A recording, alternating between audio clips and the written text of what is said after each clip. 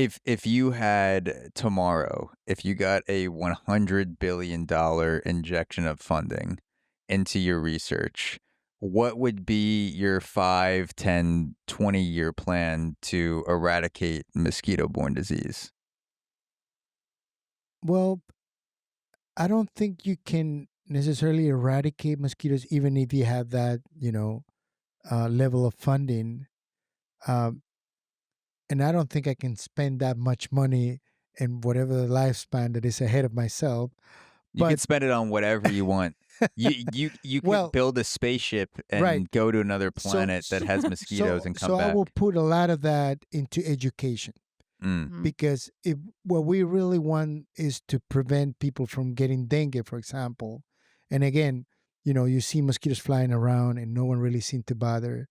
But then once in a while, a person gets sick, get hospitalized, and all of a sudden he's about to die in a hospital. Then you realize, oh, so this is mosquito-borne illnesses. yeah. And so I think education will make people safer in a way, Mhm. because you could do simple things in your home. And again, these mosquitoes use our buckets to lay eggs, use our water, shelter themselves in our homes, they protect themselves from solar radiation, they're fragile insects. So they're around 24/7.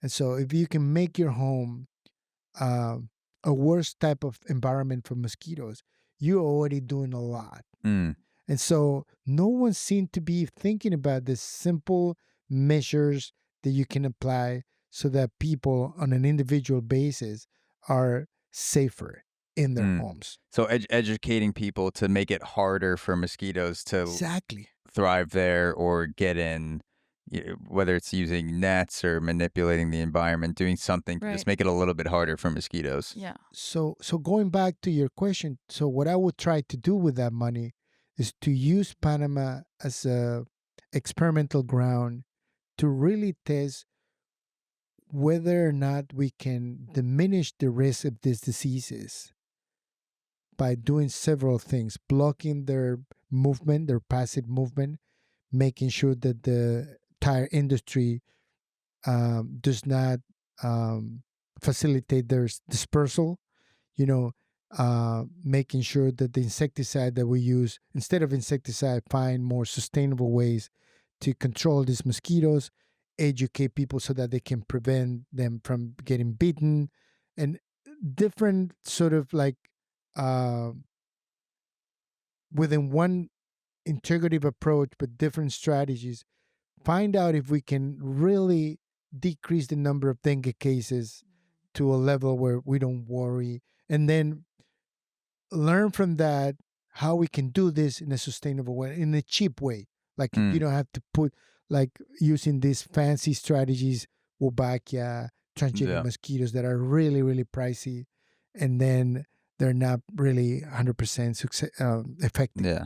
So Ultimately, it is almost more of a political issue than a biology issue because there is just so many aspects. Obviously, there's this education, which could be also part of a campaign, but we talked about fixing the road. So there's not all these Yeah. tires. There's cleaning up Panama. Like there's still like people that also have those habits of just throwing their garbage, and there's areas that are like covered with garbage. We also said mosquitoes love garbage.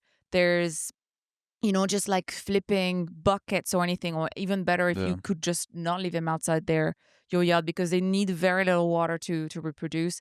And so, and also, like from an economic standpoint, like if people w- maybe got more aids from the government to like fix up their houses so that there would be less mosquitoes coming in. Yeah. And then again, using mosquito nets, things like that, like that could definitely make a huge impact. Yeah.